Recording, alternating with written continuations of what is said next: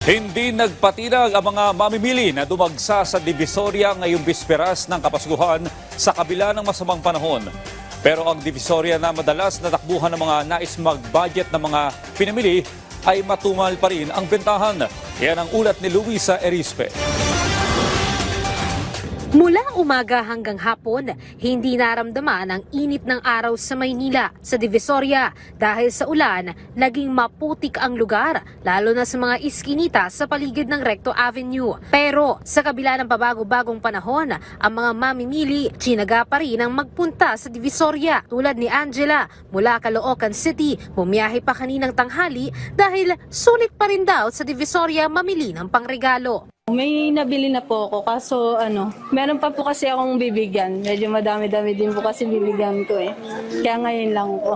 Mura pa din po. Pero sa online kasi, hindi natin alam kung okay ba yung item na darating sa atin. Kaya mas maganda to siguro pa rin yung makikita mo talaga yung item mo.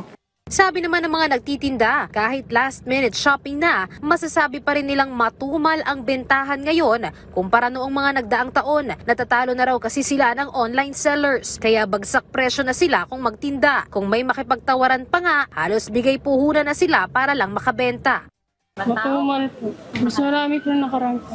Marami na po kasi nagtitindang. Marami ng kahangin. Tsaka maulan na rin. Sabi naman ng kapulisan, talagang umunti na ang taong namimili ngayon sa Divisoria kahit pa ngayong bisperes na ng Noche Buena dahil ang naging dagsa talaga ay nitong weekend at noong mga nagdaang araw. Pero kahit pa ganito ang sitwasyon, nakaantabay pa rin sila sa seguridad.